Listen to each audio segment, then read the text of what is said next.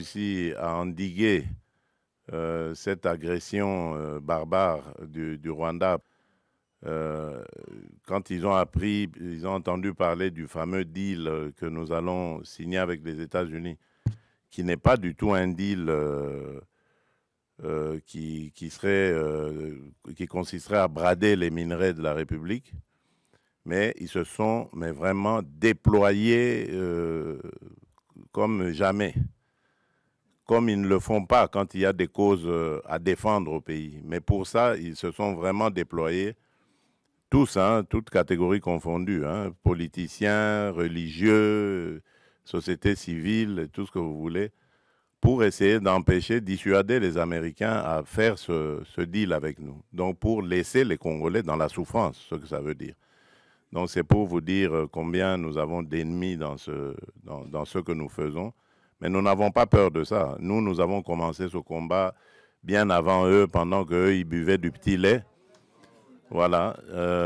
Nous étions déjà au combat. Nous connaissons ce que c'est, se mesurer à des puissances, à des gens qui se croient puissants. Nous sommes habitués à ça et ça ne va pas nous décourager. Alors, tout ce que je peux vous dire, c'est par rapport à ce qui s'est passé hier. Vous pouvez suivre vous-même parce qu'il n'y avait pas de secret dans ce qui s'est passé. Je l'ai fait ouvertement. J'ai tendu la main à celui qui représente évidemment les forces qui agressent la République démocratique du Congo pour prendre à témoin le monde entier. Parce que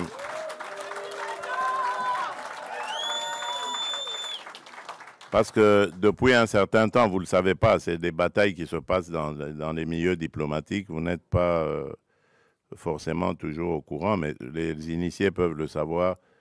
Depuis un certain temps, on nous faisait passer, nous les victimes, comme étant des va-t-en-guerre, alors que c'est nous qui sommes agressés et que nous avions, en tant que victimes, le droit de nous défendre.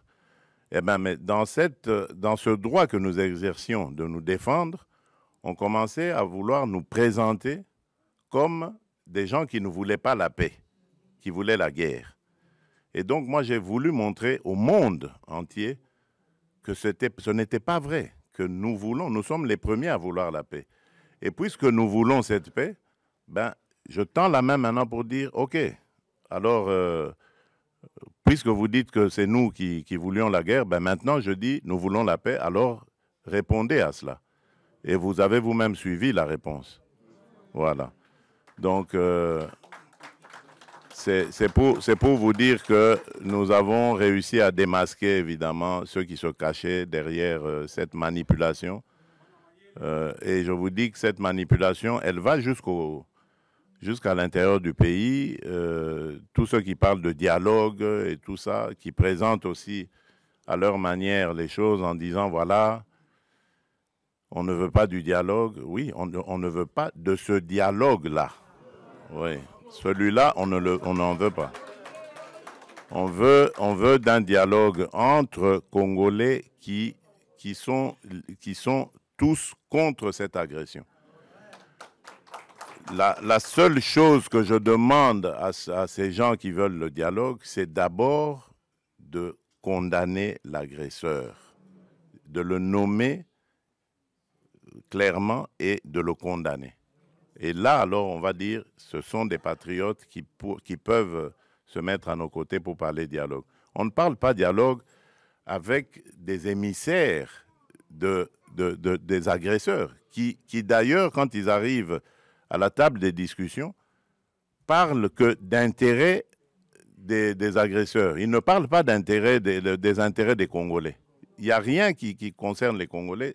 Tout est tourné sur comment est-ce que on va. Alors ça, moi j'ai dit, ça n'arrivera plus, en tout cas à moins qu'on me dégomme, on me tue, mais tant que je serai vivant, ça n'arrivera pas. Ça n'arrivera pas parce que c'est à cause de ça que nous sommes toujours dans nos problèmes ici. toutes ces farces qu'ils ont appelées dialogue et ceci, cela, qui se sont terminées par des brassages, des mixages, des unions nationales ou que sais-je encore. Et c'est tout ça qui a amené les problèmes que nous avons. Et donc moi, j'ai dit plus jamais. Donc je veux bien qu'on discute des problèmes du pays, parce que comme dans tous les autres pays, notre pays aussi a des problèmes. On peut en discuter, mais ça ne veut pas dire qu'il faut se terminer, ça doit se terminer par des brassages, des mixages. On a introduit dans nos institutions des gens qui sont inféodés, des gens qui ont des nationalités douteuses, des choses comme ça. Ça, c'est... Alors, donc, nous voulons la paix. Ça, c'est très clair. Nous sommes les premiers à le dire depuis l'agression de 2022, quand elle a commencé. Nous voulons la paix. Parce que je peux vous dire que cette guerre nous coûte énormément. Nous privons notre peuple de beaucoup de choses parce qu'il faut renforcer nos capacités de défense et de sécurité.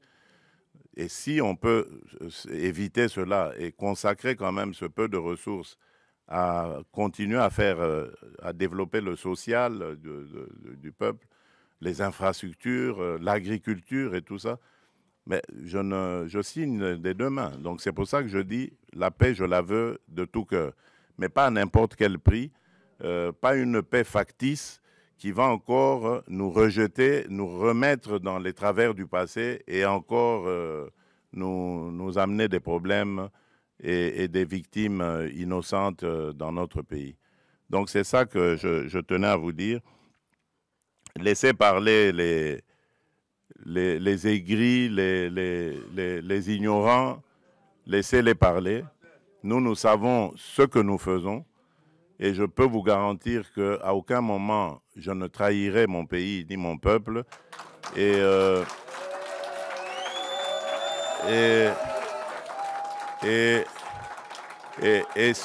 surtout,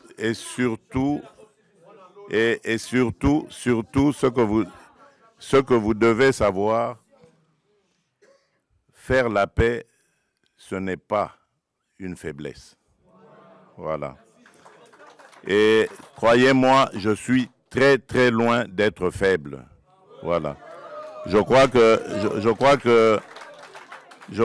j'ai réussi à le prouver.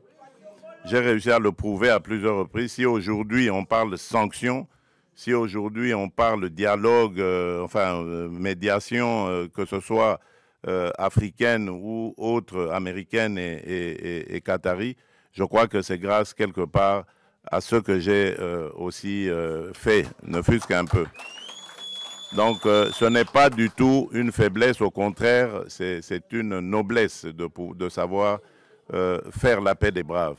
Je l'ai proposé, j'attends la réponse, je sais que ça a troublé, je ne tiens pas compte de ce qui est sorti, je sais qu'ils vont réfléchir et ils vont me faire une offre et c'est ce que j'attends. Voilà, merci.